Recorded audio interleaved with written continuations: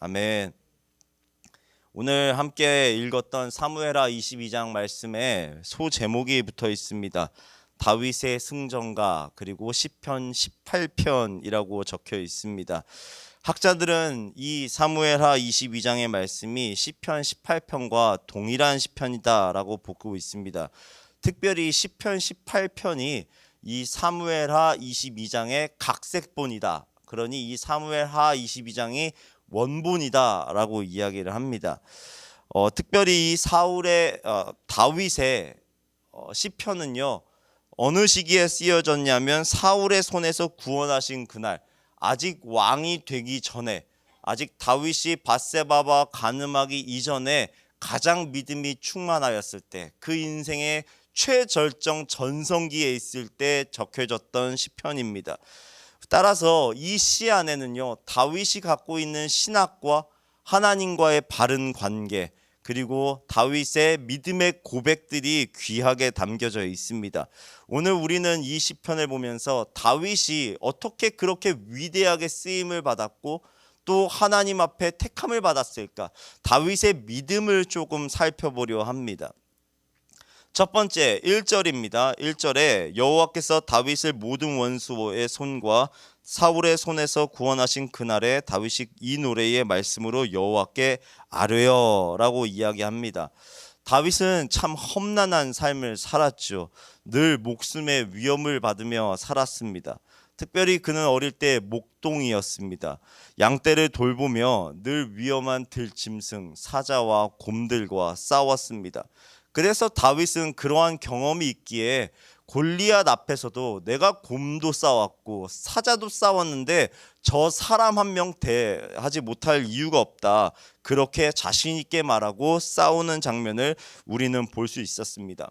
그리고 목동을 그렇게 그만두고 나서도 계속해서 전쟁터를 누비면서 블레셋 군대와 싸우고 또 여러 이방 족속들과 싸우기도 하였습니다. 특별히 많은 학자들이 1절에서 말하는 사울의 이름이 있지 않습니까? 이 사울의 이름을 그냥 사울 왕이 아닐 거라고 추측을 합니다. 왜냐면요, 히브리어는요, 모음이 없고 자음만 있습니다. 우리 언어로 얘기하면요, 지금 여기는 시옷 이응만 적혀 있는 겁니다. 사울. 그런데 히브리어 안에는요, 사울 말고도 시옷 이응으로 시작하는 단어가 하나 더 있습니다. 그 단어가 무엇이냐면 스올이라는 단어입니다. 스올이라는 단어는 음부, 죽음, 고난, 그런 뜻을 갖고 있습니다. 그러니 이 사울의 의미를 어떻게도 해석할 수 있느냐? 하나님께서 나를 모든 음부와 사망의 권세로부터 나를 구원하였다라고도 이해할 수 있는 것입니다. 그렇게 성경을 보면요, 다윗은요, 지금 자신을 구원하고 계시는 모든 환경 가운데서 나를 구원하시는 하나님을 찬양하고 있는 겁니다. 오늘 우리는 그러한 하나님을 찬양해야 합니다. 하나님은 단순히 사울의 손에서만 우리를 건지시는 분이 아니시라 모든 사망의 권세에서부터 우리를 건져내 주시는 분이신 줄 믿습니다. 그래서 다윗은요, 자신을 구원할 하나님을 기억하며 2절과 3절에 이렇게 찬양합니다. 우리 2절과 3절 함께 큰 소리로 읽어보겠습니다. 시작. 이르되 여호와는 나의 반석이시오 나의 요새이시오 나를 위하여 나를 건지시는 자시오 내가 피한 나의 반석의 하나님이시오 나의 방패시오 나의 구원의 뿌리시오 나의 높은 망대시오 그에게 피한 나의 피난처시오 나의 구원자시라 나를 폭력에서 구원하셨도다. 자, 읽어보았는데 어떤 단어가 계속해서 반복되어지던가요? 나의라는 단어가 계속해서 반복되어지고 있습니다. 실제로 다윗은요, 의도적으로 나의라는 단어를 반복하고 있는 것입니다. 주저함없이 이렇게 얘기합니다. 혹시 저와 여러분들은 기도하실 때 이렇게 기도하시나요? 나의 하나님, 나의 하나님, 나의 아버지 이렇게 기도하시나요? 이 단어를 볼 때 다윗이 하나님과 어떠한 관계를 맺고 있었는지 충분히 이해할 수 있는 것입니다. 다윗은요, 기도할 때 거룩하시고 위대하시고 이 세상 만물을 주관하시는 하나님 아버지, 이렇게 거창하게 기도하지 않았어요. 하나님은 나의 하나님이십니다. 하나님은 나의 아버지십니다. 하나님은 나와 가장 가까이 있고 나의 소유 되신, 나와 가장 친밀하신 하나님이십니다. 이렇게 기도했다라는 것입니다.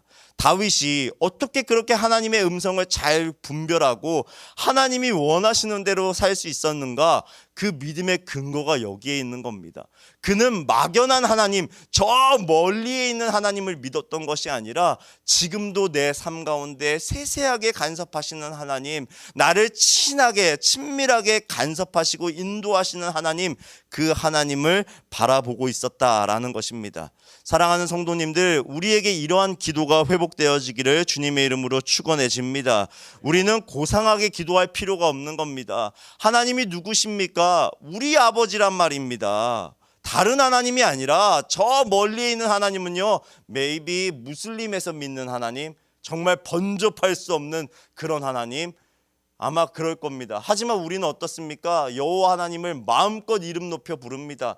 유대인들은요, 하나님 이름도 못 불러요. 그런데 우리는 어떻습니까? 예수 그리스도, 여호와 라파, 여호와 이레, 우리는 마음껏 하나님을 부르짖으며 그 앞에 날아갈 수 있는 특권을 가진 자녀가 되지 않습니까? 스티브 할비라는 사람이 있습니다. 혹시 스티브 할비 아십니까? 미국의 굉장히 유명한 MC입니다. 흑인이시고요, 대머리이신데 풍채가 굉장히 좋으시고 코스염이 이렇게 길러온, 아마 TV를 보면서 한 번 정도는 보셨을 겁니다. 호 목사님이 가끔씩 설교할 때 패밀리 퓨라는 TV 프로그램이 있다라고 얘기하지 않습니까? 그 쇼 프로그램을 진행하는 분이 이 스티브 할비라는 사람입니다. 이 스티브 할비가 다른 쇼도 진행을 하는데요, 그 쇼 호스트가 이제 진행을 하는데 그때 게스트가 누가 나왔냐면 아마 2살, 3살 먹은 여자아이가 그 쇼에 나온 겁니다. 그 여자아이가 스티브 할비와 이렇게 얘기를 하는데 앞에를 보면서 막 싱긋싱긋 막 웃는 거예요. 그리고 막 눈웃음을 쳐요. 그런데 그 앞에 누가 앉아 있었냐면 그 여자아이의 아빠가 앉아 있는 거예요. 그러니까 스티브 할비가 나이가 이제 60이 넘어갔는데 그 아이를 보니까 너무 귀여운 거예요. 야, 이 아이가 아빠를 정말 사랑하는구나. 그러면서 이렇게 얘기하는 겁니다. So you have a really nice father and you love him. 너 정말 좋은 아버지를 가졌구나. 그리고 너는 그 아버지를 사랑하고 있구나 라고 얘기합니다. 그랬더니 그 아이가 갑자기 스티브 할비를 딱 보더니 정색을 하는 겁니다. Not father, he's my daddy. 이렇게 얘기하는 거예요. 쟤는, 저 사람은 나의 아버지가 아니야, 내 아빠야 라고 얘기하는 겁니다. 그러니 스티브 할비가 갑자기 심각한 표정을 딱 짓더니 Oh yeah, you're right. Daddy and father is different. 그러면서 얘기합니다. 누구나 다 father가 될 수 있지만 오직 특별한 사람만 daddy가 될 수 있지라는 얘기를 하는 겁니다. 그런데 그 말씀이 되게 저한테는 감명 깊게 찾아왔어요. 우리에게 하나님이 누구일까요? father일까요? 아버지, 불편한 사람? 아니에요. 그분은 우리의 daddy, 아빠란 말입니다. 우리 성경에도 분명하게 나와 있죠. 우리는 그리스도의 보혈을 믿는 하나님의 자녀가 되는 권세를 받은 사람들입니다. 또 로마서 8장 15절에 뭐라고 얘기합니까? 우리는 다른 영을 받은 게 아니에요. 하나님을 아빠, 아버지라 부를 수 있는 양자의 영을 받았다라고 기록하고 있어요. 우리는 누굽니까? 하나님 앞에 내가 딱 서서 하나님 내가 누굽니까? 라고 얘기하면 하나님이 과연 우리에게 뭐라고 얘기할까요? 너 내 아들이지, 내 딸이지, 내 자녀이지, 내 사랑하는 자이지, 이렇게 얘기하지 않으실까요? 그러면 우리는 하나님 앞에 뭐라고 얘기해야 될까요? 다른 수식어가 필요 없는 거예요. 하나님, 나는 하나님을 사랑합니다. 하나님은 내 하나님, 내 아버지세요. 이렇게 고백하며 살아가야 된다라는 것입니다. 기도하며 찬양하며 어떤 다른 하나님도 아닌 나의 하나님, 나의 아빠 하나님을 크게 부르짖고 찾으실 수 있는 저와 여러분 되게 주님의 이름으로 축원해 드립니다. 그래서 다윗은요, 어려운 일이 있을 때마다 하나님을 그렇게 찾았던 것 같아요. 하나님은 내 곁에서 나를 도우시는 분, 나와 가장 친밀하신 분, 나를 사랑하시는 분, 그걸 알았던 것이죠. 그런데 때때로는요, 우리가 그걸 알면서도 이런 생각을 할 때가 있어요. 아니, 하나님이 나를 사랑하시면 하나님은 전지전능하시는 분 아니야. 그러니 어려움이 찾아오기 전에, 원수가 나를 공격하기 이전에 좀 이거 잘 막아주면 얼마나 좋아. 꼭 왜 믿음의 자녀들이 고난 당하면 하나님께 부르짖으면 그때 가서 일을 하실까? 하나님 참 고약하시지 않으세요? 그러지 않나요? 저만 그러신가요? 하나님은요, 좀 나에게 먼저 길을 내주시고 먼저 고난이 닥칠 때 먼저 딱 막아주셔서 나를 잘 인도해 주시면 좋을 것 같은데, 하나님은 꼭 나를 고난에 빠뜨리시고 부르짖을 때까지 기다리신단 말입니다. 하나님 참 그렇게 굉장히 어려운 분이신 것 같아요. 성경에는요, 그런 장면이 계속해서 나옵니다. 출애굽기를 보더라도요, 그렇게 400년 동안 계속해서 지켜보시다가 고난에 닥치면 그때 이스라엘 백성들에게 부르짖게 만들어서 그때 구원해 주세요. 사사기도 똑같아요. 항상 이방 민족을 보내서 고난에 빠뜨리고 부르짖게 해서 그들을 구원해 내시죠. 또 신약 시대에도 마찬가지예요. 하나님이신 예수 그리스도께서 이 땅에 오셨을 때 그냥 먼저 병자에게 찾아가서 고쳐주는 법이 없어요. 바디메오 생각해 보세요. 바디메오가 하나님 앞에, 그 예수 그리스도 앞에 다윗의 자손 예수여 나를 구원하소서 막 소리 질러야지 사람들이 너 좀 조용히 해 라고 얘기할 때까지 기다렸다가 예수님께서 친히 찾아가 주셔서 고쳐주는 것을 우리가 볼 수 있습니다. 이게 하나님의 성품이신 것 같아요. 그러면 왜 그럴까? 또 예레미야 33장 3절의 말씀에 보면 너는 내게 부르짖자. 그럼 내가 내게 응답하겠고 내가 알지 못하는 크고 은밀한 일을 내게 보이리라 라고 얘기합니다. 하나님은 믿음이 있으면 아무런 문제가 없을 것이다 약속하지 않으세요. 그 대신에 어려움이 닥칠 때마다 내게 부르짖어라. 그러면 내가 반드시 응답해주고 나의 뜻을 너에게 알려주겠다라고 약속하십니다.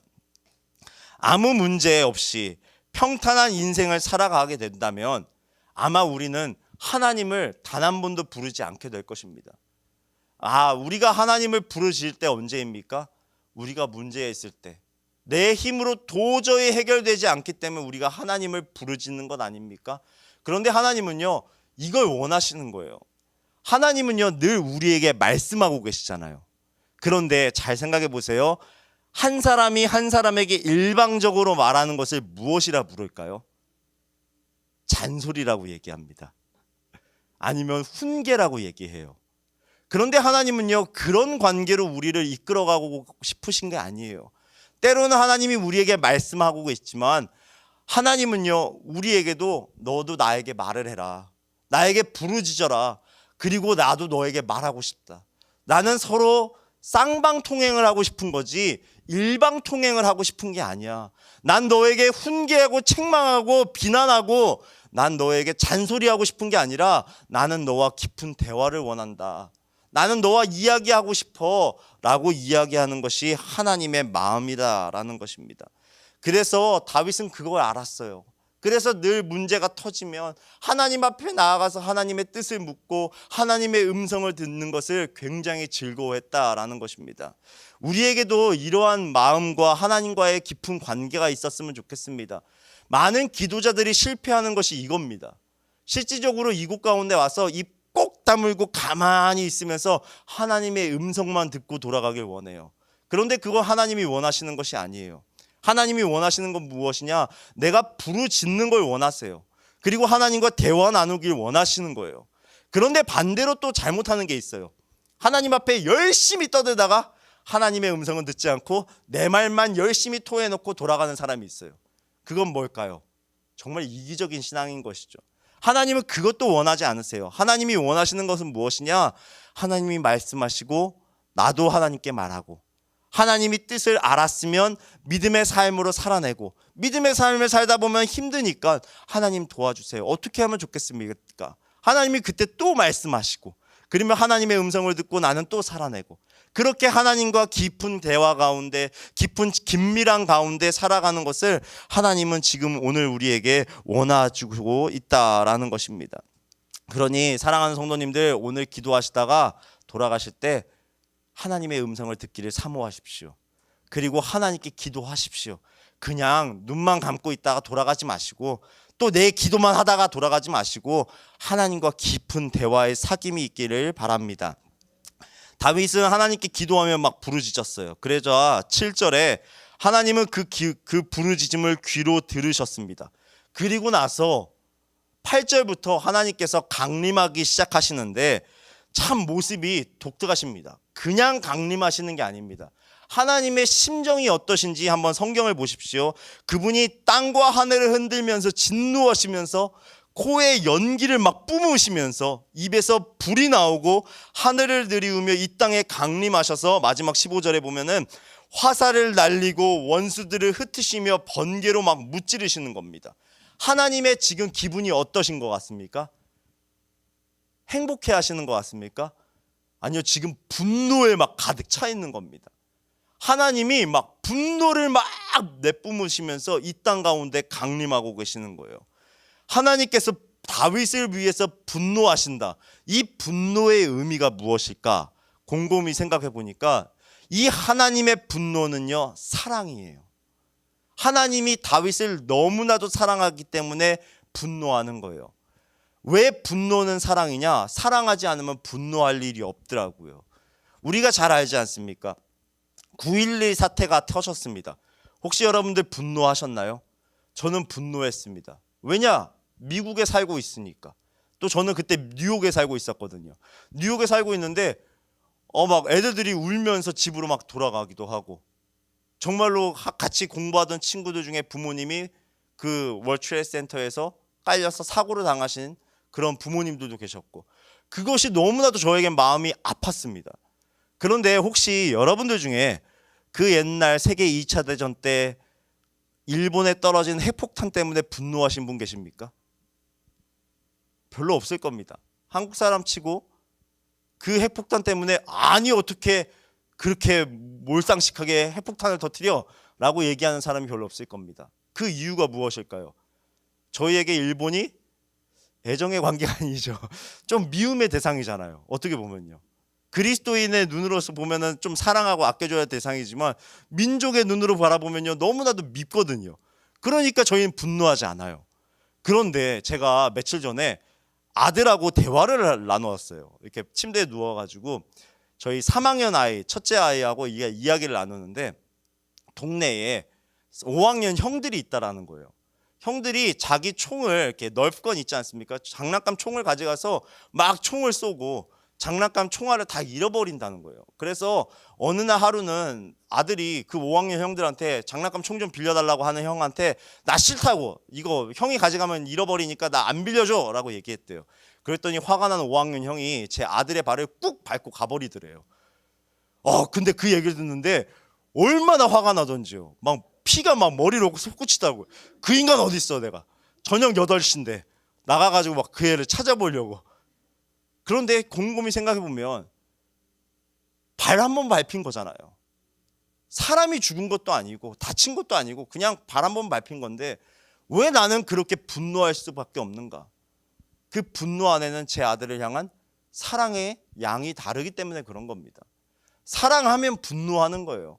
하나님께서 오늘 이 본문 가운데 왜 그렇게 코에 막 연기를 내뿜으시면서 입에 불을 막 내시며 번개를 치시고 화살을 내뿜으셔서 원수들을 멸하시느냐? 다윗을 사랑하기 때문에 그래요. 하나님은 어떤 분이세요? 다윗을 사랑하는 분이세요. 하나님과 다윗의 관계는요, 이 사랑하는 관계 가운데 있었다라는 겁니다. 다윗은요, 사명을 받아서 막 내가 이거 해야지, 내가 막 주님을 위해서 죽어야지, 이런 신앙이 아니었어요. 정확히 말하면 내가 하나님을 위해서, 하나님을 너무 사랑한 나머지 내가 하나님을 위해서 살아가야겠다. 그 관계가 정립이 되는 겁니다. 오늘 우리가 돌아봐야 될 관계는 무엇일까요? 이겁니다. 제가 본문 제목에 적어놨는데 도우시는 나의 아빠 하나님. 그 하나님과 친밀한 관계, 나를 사랑하시는 나의 하나님과 사랑하는 관계 가운데 들어가면 그 다음부터 사명이 있고 그 다음에 예배자의 삶이 있고 그 모든 것이 이어진다라는 것입니다. 다윗이 다윗 될 수 있었던 것, 그는 하나님과 이 관계를 맺고 있었다라는 겁니다. 나를 오늘 도우실 것을 아는 나의 하나님, 나의 아빠 하나님, 나를 위해서 일하여 주실 거고 나를 위해서 분노하시고 나를 사랑하시는 하나님, 그 하나님을 너무나도 잘 이해한 다윗이었다라는 것입니다. 우리에게도 이러한 믿음이, 동일한 믿음이 있기를 주님의 이름으로 축원해 드립니다. 그래서 오늘도 하나님과 동행하며 사랑을 속삭이며 함께 하실 수 있는 저와 여러분 되길 축원해 드립니다. 이 시간 우리 자리에서 함께 일어나셔서 찬송가 304장 그 크신 하나님의 사랑, 우리를 사랑하시는 그 하나님의 사랑을 온전히 찬양하길 소원합니다.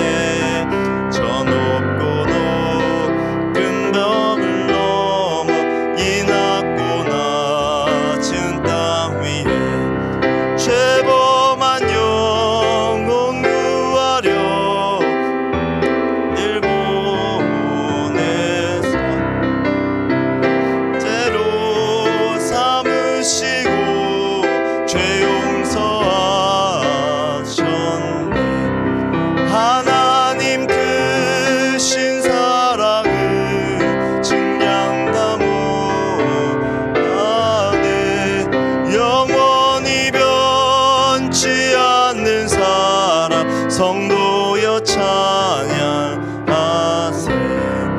괴로운 시절 지나가고 땅 위에 영화세할 때 주 믿지 않던 영혼들을 큰 소리 외쳐 울어도 주 믿는 성도들에게 큰 사랑 베푸사 우리의 죄 사했으니 그네 잊을까. 하나님 크신 사랑을 증량 다 못하네.